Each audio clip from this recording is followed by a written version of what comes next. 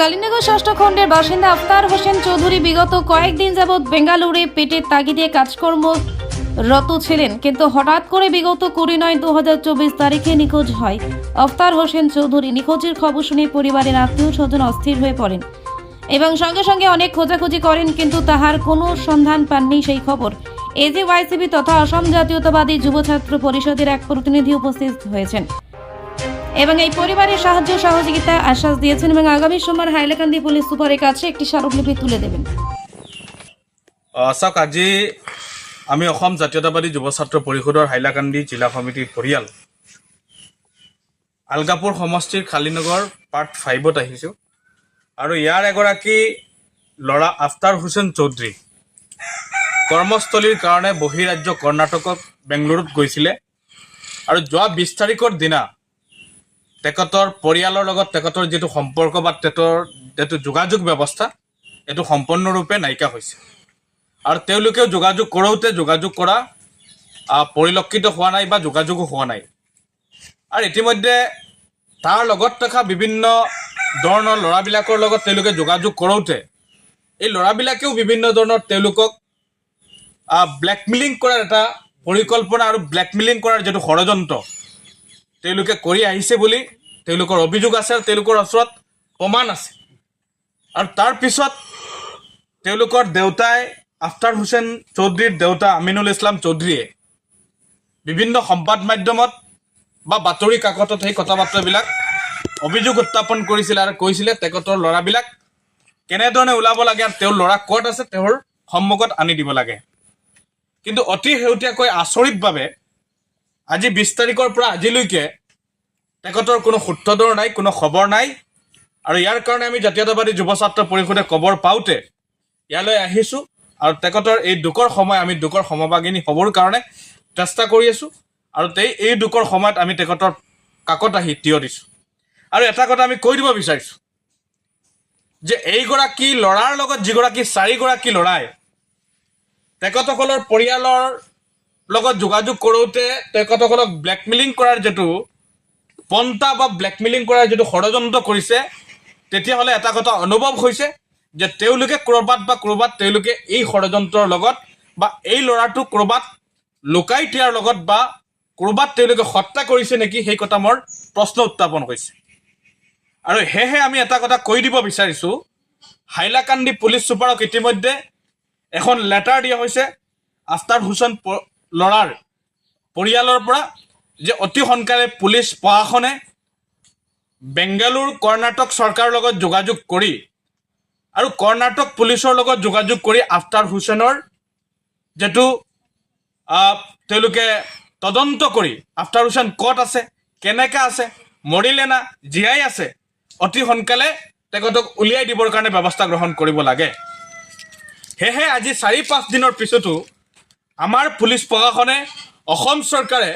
আৰু হাইলাকান্দি আৰক্ষী প্ৰশাসনৰ যিটো কোনো ভূমিকা নাই, সেই ক্ষেত্ৰত এটা কথা উমান পায়, এটা কথা প্ৰশ্ন হয় যে ক'ৰবাত আমাৰ প্ৰশাসন যন্ত্ৰ, আমাৰ চৰকাৰ ব্যৰ্থ হ'ল নেকি। আৰু সেয়েহে আমি জাতীয়তাবাদী যুৱ ছাত্ৰ পৰিষদে হাইলাকান্দি পুলিচ চুপাৰক আহ্বান জনাইছোঁ, অসমৰ মাননীয় মুখ্যমন্ত্ৰীগৰাকীক আহ্বান জনাইছোঁ, যিহেতুহে অসমৰ মাননীয় মুখ্যমন্ত্ৰী কৰ্ণাটক চৰকাৰৰ লগত সম্পৰ্ক থকা মুখ্যমন্ত্ৰী আৰু আমাৰ মুখ্যমন্ত্ৰীগৰাকী গৃহ বিভাগৰ দায়িত্বত থকা মুখ্যমন্ত্ৰী মাননীয় মুখ্যমন্ত্ৰী ডক্টৰ হিমন্ত বিশ্ব শৰ্মাক আহ্বান জনাইছোঁ যে হাইলাকান্দি কালিনগৰৰ আলগাপুৰৰ সমষ্টিৰ এগৰাকী ল'ৰা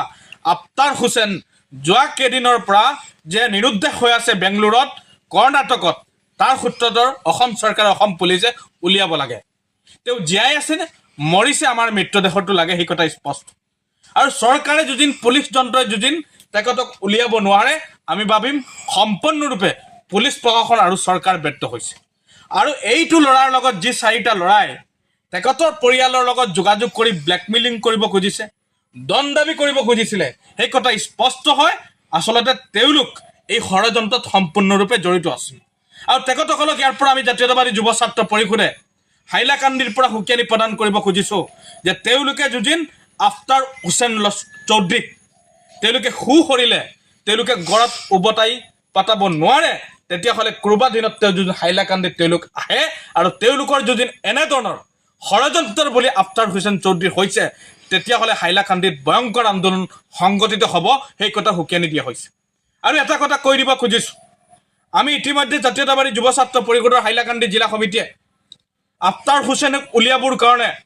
আফতাৰ হুছেইন ক'ত আছে, জীয়াই আছে নে মৰিছে, পুলিচ প্ৰশাসনে অতি সোনকালে বেংগলোৰ আৰু কৰ্ণাটক চৰকাৰৰ লগত যোগাযোগ কৰি তদন্ত কৰি বিভিন্ন ব্যৱস্থা ল'বৰ কাৰণে পুলিচ চপাৰক অহা সোমবাৰৰ দিনাত আমি এখন স্মাৰক পত্ৰ প্ৰদান কৰিম আৰু পুলিচ প্ৰশাসনক সেই কথা আমি জনাই দিম যে তেওঁলোকে অহা ৪৭ ঘণ্টাৰ ভিতৰত আমাৰ উত্তৰ দিব লাগিব। আৰু তেওঁলোকে যদি এই ৪৮ ঘণ্টাৰ ভিতৰত আফতাৰ হুছেইনক যদি তেওঁলোকে মুকলি আকাশৰ তলত আনি দিব নোৱাৰে, তেওঁলোকে যদি আফতাৰ হুছেইন জীয়াই আছে না মৰিছে সেই খবৰ যদি তেওঁলোকে ক'ব নোৱাৰে, তেতিয়াহ'লে সমগ্ৰ হাইলাকান্দি ব্যাপী আৰু সমগ্ৰ আলগাপুৰ সমষ্টি ব্যাপী ধাৰাবাহিক আন্দোলনৰ কাৰ্যসূচী ঘোষণা কৰা হ'ব, সেই কথা সুকিয়ানি দিয়া হৈছে। আৰু এটা কথা কৈ দিব খুজিছোঁ, বেংগলোৰত যুজিন বহিৰাজ্যত যুজিন হাইলাকান্দিৰ ল'ৰাবিলাক এনেধৰণৰ কৰ্মসূত্ৰত যুজিন যায়, ইয়াত যোৱাৰ পিছত যুজিন তেওঁলোকে বিভিন্ন প্ৰত্যাহ্বানৰ সন্মুখীন হয়, বিভিন্ন ধৰণৰ হেৰাছমেণ্টৰ সন্মুখীন হয়, আন নালাগে মৃত্যুমুখৰ সন্মুখীন যদিন তেওঁলোকে হয়, তেতিয়াহ'লে ইয়া সম্পূৰ্ণৰূপে কোনো কাৰণতে গ্ৰহণযোগ্য হ'ব নোৱাৰে, ইয়া মানি লোৱা কাৰ্য হ'ব নোৱাৰে। আৰু আমি আহ্বান জনাইছোঁ যে অতি সোনকালে আফতাৰ হুছেইন চৌধুৰী ক'ত আছে, আফতাৰ হুছেইন চৌধুৰী জীয়াই আছে নে মৰিছে, পুলিচ প্ৰশাসনে, হাইলাকান্দি পুলিচ প্ৰশাসনে আৰু অসম চৰকাৰে গৃহমন্ত্ৰী মুখ্যমন্ত্ৰী হিমন্ত বিশ্ব শৰ্মাই অতি সোনকালে ব্যৱস্থা ল'বৰ কাৰণে আহ্বান জনাইছোঁ, দাবী জনাইছোঁ। আৰু তেখেতসকলক কৈছোঁ, যদি প্ৰয়োজন হয় তেতিয়াহ'লে আপোনালোকে বেংগলোৰ আৰু কৰ্ণাটক চৰকাৰৰ লগত যোগাযোগ কৰিব লাগে।